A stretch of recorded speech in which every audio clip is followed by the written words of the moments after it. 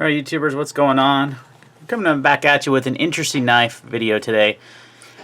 This is a budget model from LA Police Gear. I buy a lot of gear from LA Police Gear, some tactical pants, shirts, 511, you know, they got some bailout bags, bug out bags, all kinds of stuff. So they started making their own knives. Most of them are pretty, you know, chintzy, kind of cheaper knives, but they came out with this one not too long ago. I think it was a year or two ago. And I've always kind of been intrigued by it because it has G10 handles. It's a flipper on bearings. You can see it's got a pretty smooth action there, and it's got some nice G10. It's a liner lock, but it's got S35vn steel, and it costs under $40. I can just cut up some cardboard with it, and for the money, you can't find S35 any cheaper that I am aware of. It's a pretty good sized knife. You know, here's an in-shot hand, so it's a little in-shot hand. A shot in the hand.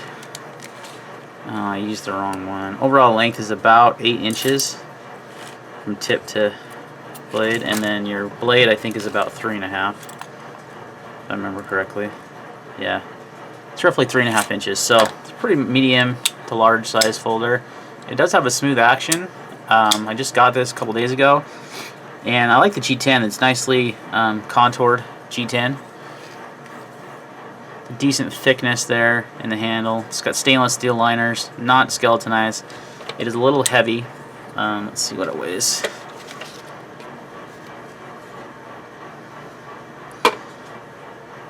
.8 ounces, so not horrible. So it kind of checks a lot of boxes for a budget knife, guys. Flipper on bearings, with G10, liner lock. Now, the only thing I don't like about it is the tip down only clip.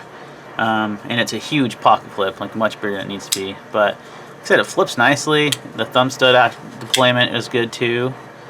So my biggest reason for getting this knife is I like to give you guys options for budget models, especially ones that have higher end steel like S35. Now, anyone can stamp S35vn steel on a blade. Is it really S35? How is it going to perform? So what we're going to do is we're going to do a cut test. I'm going to cut up a ton of cardboard. I've got just a ton of cardboard sitting here. I'm going to cut it up, and I'm going to speed through it, show you how sharp it is to start with. It's got a pretty good factory edge. I'm going to leave the factory edge. I'm not going to sharpen it, just to see how well it performs.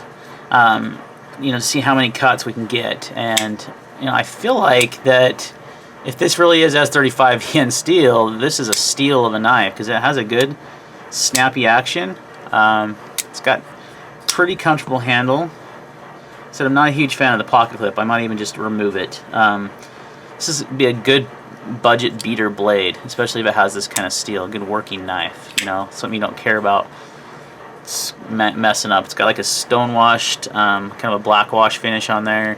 They also offer it in a satin blade, I believe. So the G10's nice though. I really like the contoured G10. It's well done.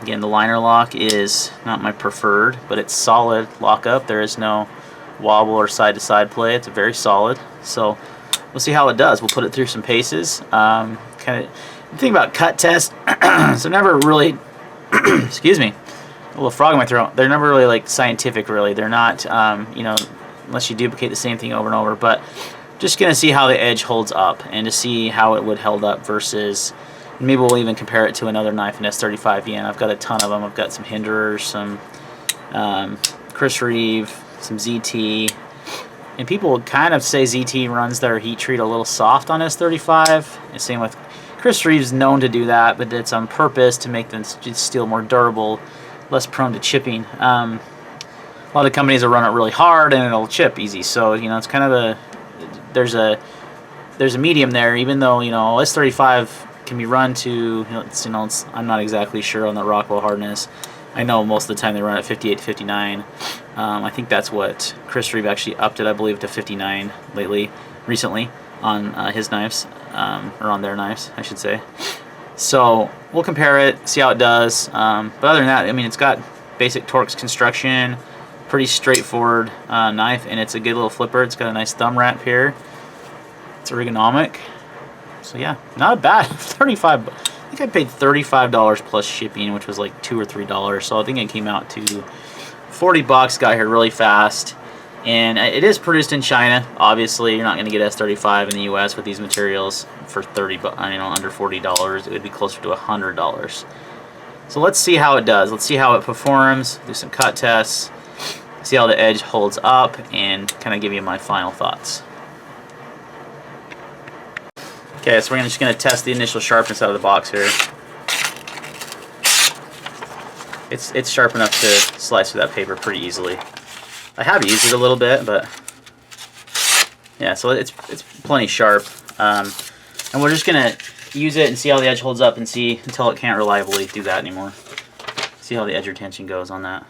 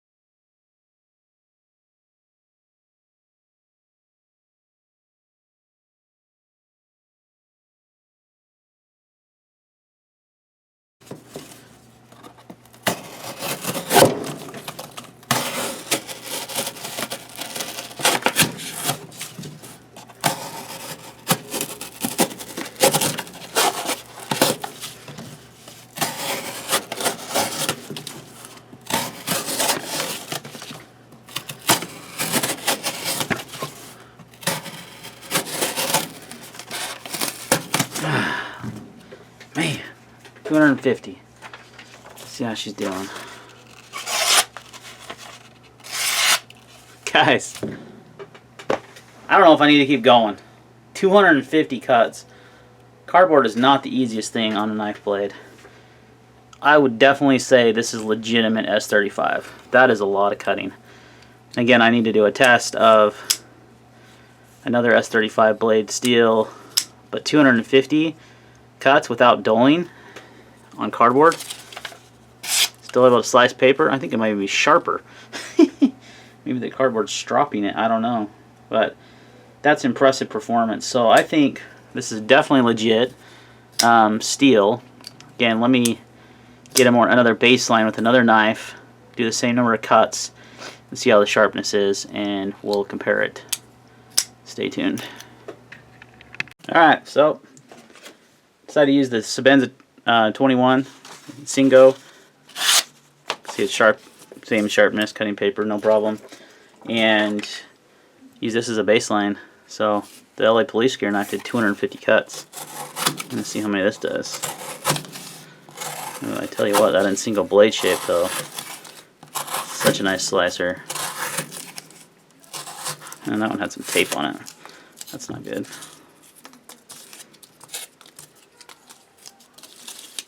Okay.